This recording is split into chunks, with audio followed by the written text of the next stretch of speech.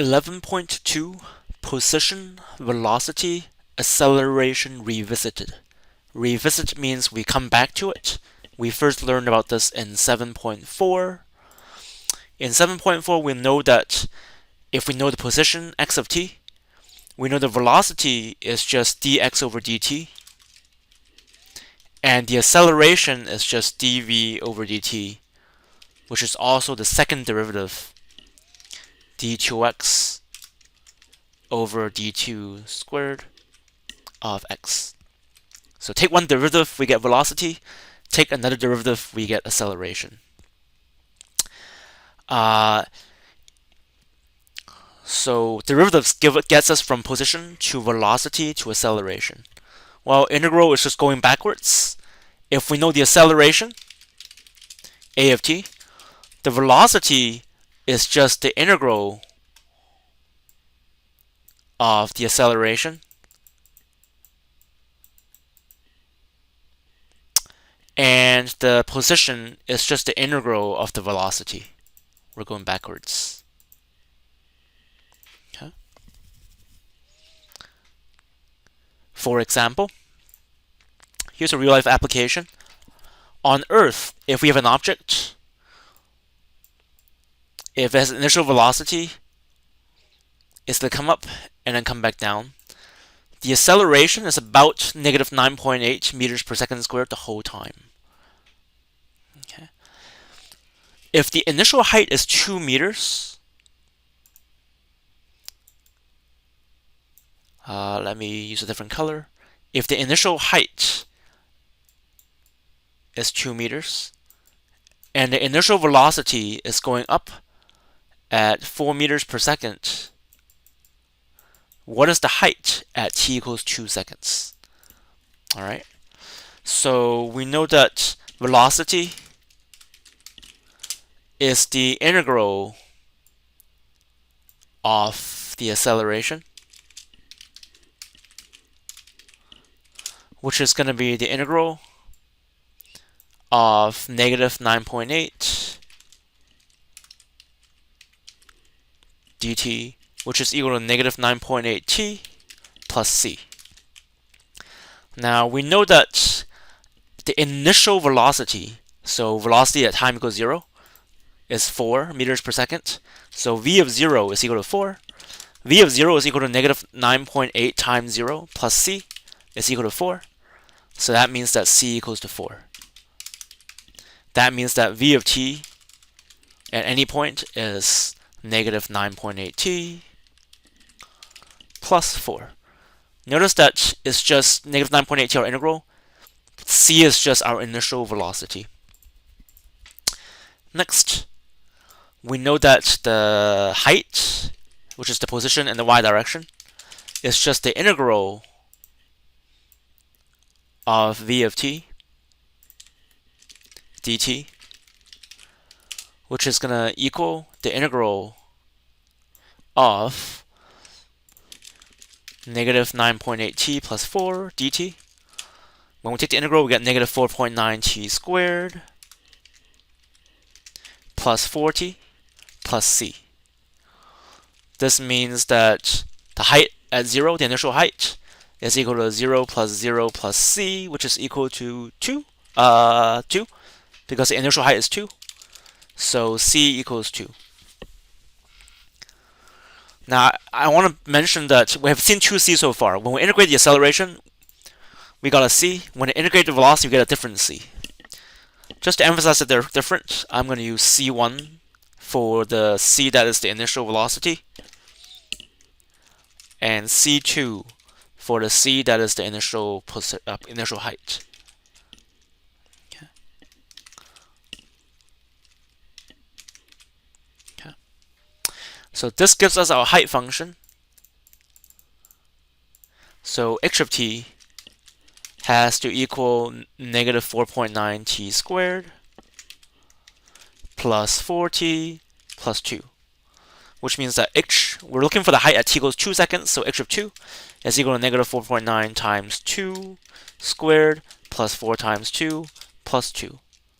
We can just use Google, use the calculator function there to give us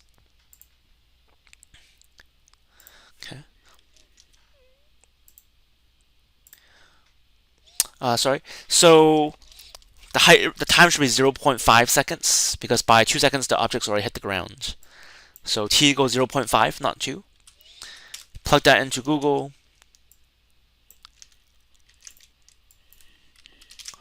And we get 2.775. So height at 0.5 seconds is going to be 2.775 meters. At t equals 2 seconds, it doesn't make sense because you get a negative answer, which means it hits, it's below the ground, but we know it will hit the ground. Okay. But what did we learn? What we really learned is the height function is really just 1/2 at squared plus we have 4t, which is the initial velocity t, times t, plus our initial height. Okay, that's true all the time. We saw that formula earlier, but now we proved why this is true.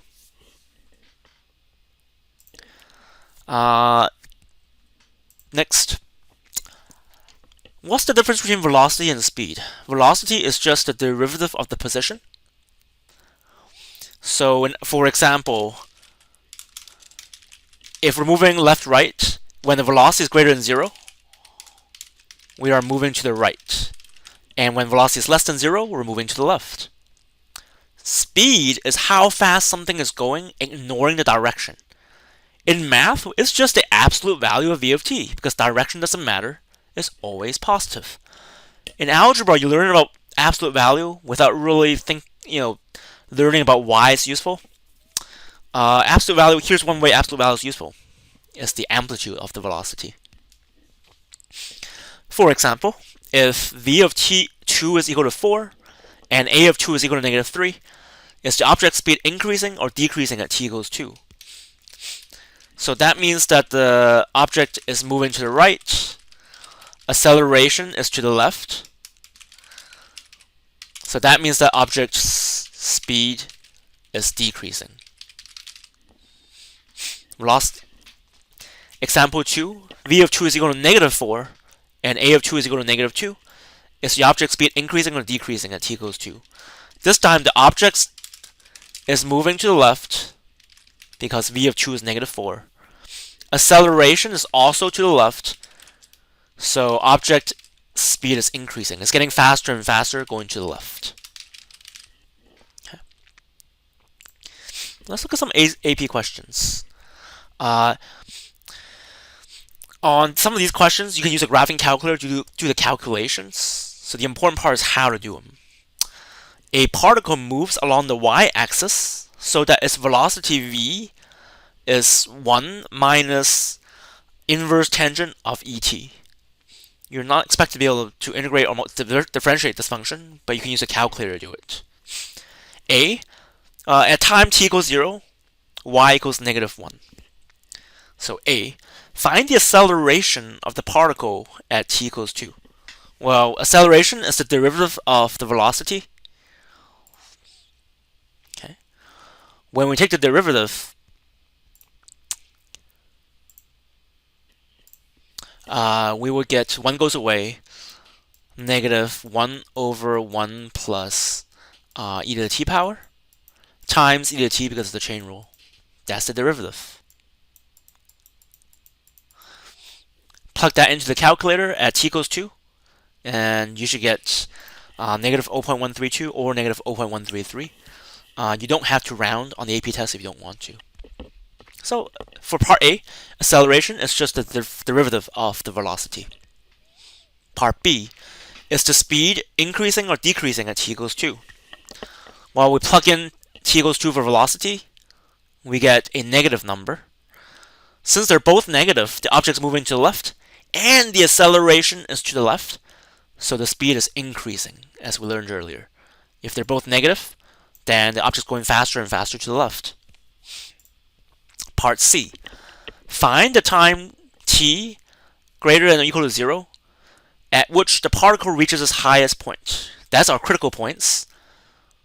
That means that our velocity has to equal to 0 because the first derivative has to equal 0. Okay.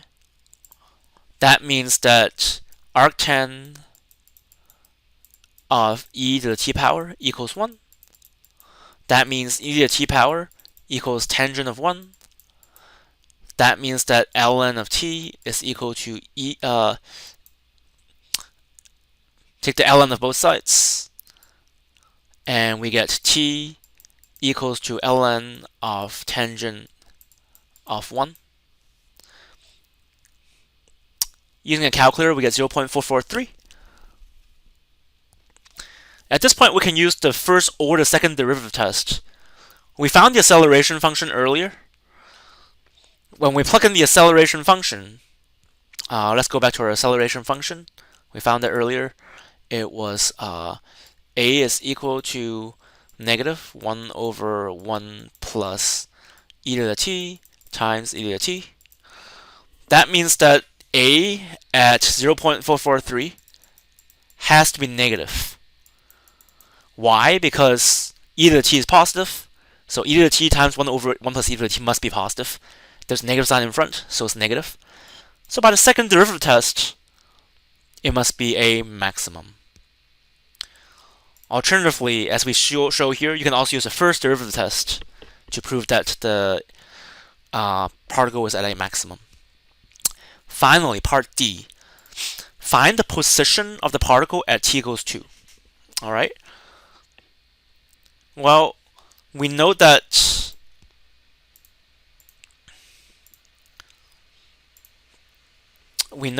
the position is really integral of v t plus c, where our c is our initial velocity. It started at t equals 0, so we're integrating from 0 to 2. That's why it's negative 1 plus the integral of 0 to 2 of v of t dt. We can use a calculator to integrate this one, and you get negative 1.360. Okay. Since the velocity and the height is negative, that means it's getting more and more negative. So it's moving away from the origin.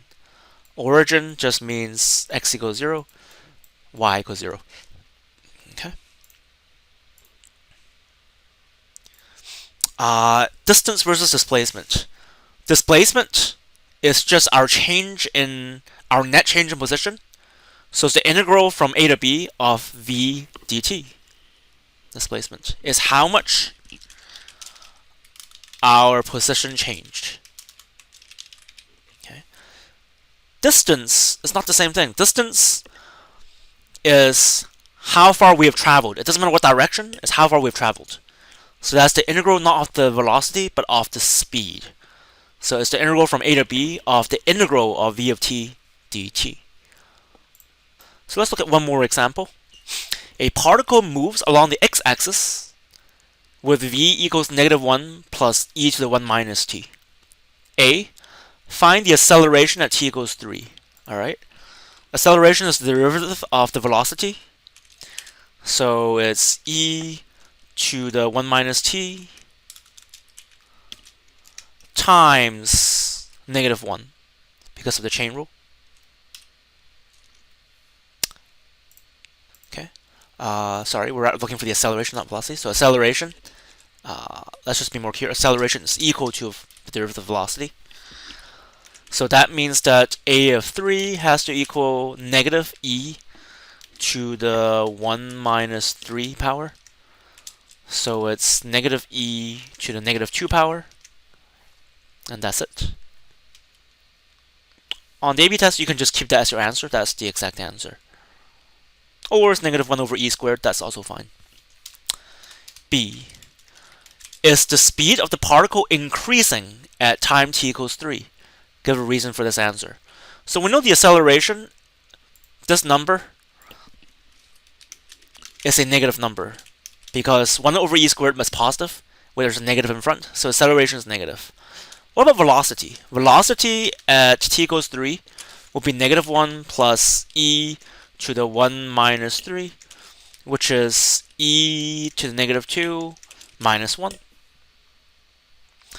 Well, that's equal to 1 over e squared minus 1, which is negative.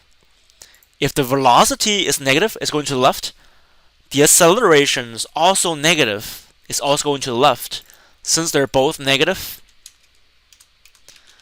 since v and a are both negative at t equals 0, the speed is increasing. It's becoming more and more negative, more and more to the left.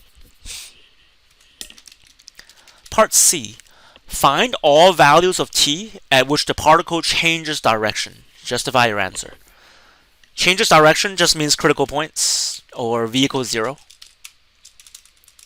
So we're looking for when v equals 0.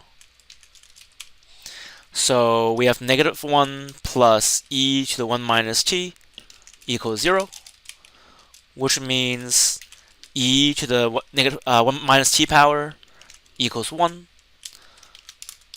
which means that 1 minus t equals ln of 1. Right. ln of 1 is 0, so we get t equals 1. That makes sense, because when we plug this in, e to the 1 minus 1 power, e to the 0 has to equal 1.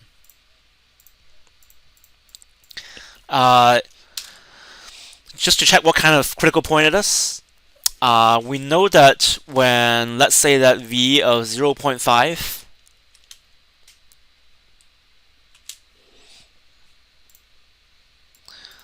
is it positive or negative? Well, that's going to be negative 1 plus e to the 1 minus 0.5. Okay. E is greater than 1, so that means that v of 0.5 is greater than 0. Meanwhile, if v is 1.5, negative 1 plus e to the 1 minus 1.5 power, that has to be less than 0. So we know that the velocity was increasing, and then it was decreasing. So by the first derivative test, that means that v is at a maximum, and it changes direction at that point. If it's maximum, it must have changed direction. Part D.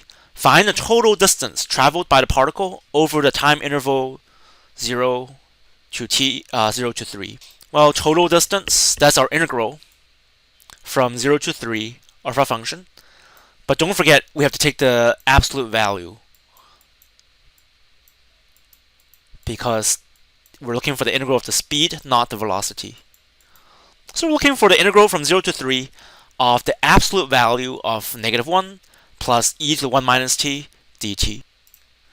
The key here is we know that the velocity is positive when it's less than 1 and negative when it's greater than 1. This is the trickiest one.